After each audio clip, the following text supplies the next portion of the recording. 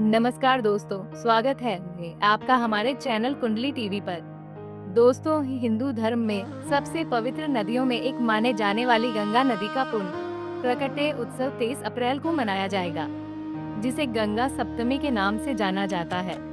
धार्मिक मान्यताओं के अनुसार मां गंगा ने ऋषि जैनों के आश्रम को डुबो देने के बाद उनके कान से निकलकर पुनः धरती पर जन्म लिया था। हिंदू धर्म में इस दिन को बेहद खास माना जाता है, क्योंकि गंगा नदी हिंदू धर्म की प्रमुख नदियों में से एक है।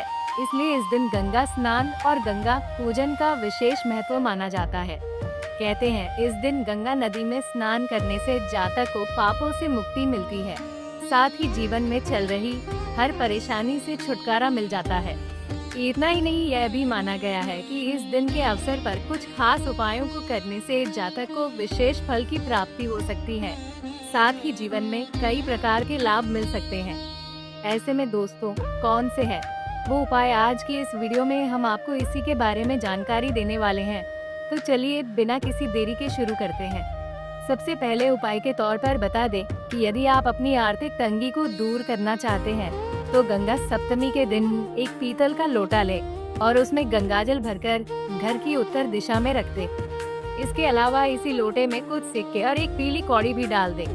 मान्यता है कि ये उपाय करने से आर्थिक स्थिति बेहतर होने लगती है और धन आगमन के रास्ते खुलते हैं। दूसरे उपाय के तौर पर बता दें कि यदि आपका मन सदैव उलझनों से घिरा रहता है या आप परेशान रहते हैं, तो ऐसे में गंगा सप्तमी के दिन बताई गई पंक्तियों का जाप करना शुभ माना जाता है।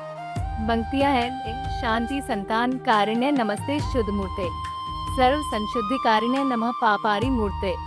कहते हैं कि इन पंक्तियों का जाप करने से मन को शांति मिलती है। तीसरे उपाय की बात करें तो यदि कोई नौकरी से संबंधित किसी भी प्रकार की समस्या से परेशान रहता है, तो ऐसे में उसे गंगा सप्तमी के दिन खास तौर से शिवालय जाना चाहिए और भगवान शिव की पूजा अर्चना करनी चाहिए।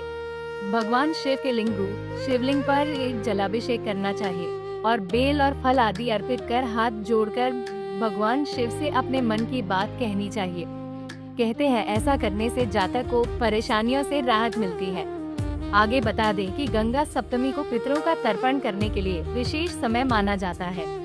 ऐसे में यदि आप इस दिन गंगा किनारे पितरों का तर्पण कर सकें तो अच्छा है, नहीं तो आप इसे अपने घर पर भी हाथ में थोड़ा सा गंगाजल लेकर तर्पण कर सकते हैं। माना जाता है कि इससे पितरों को शांति मिलती है और उनका आशीर्वाद प्राप्त होता है।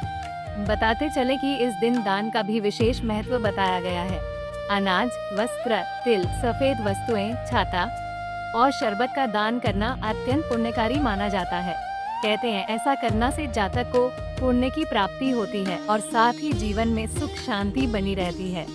कुंडली टीवी देश से प्रांजलि की रिपोर्ट।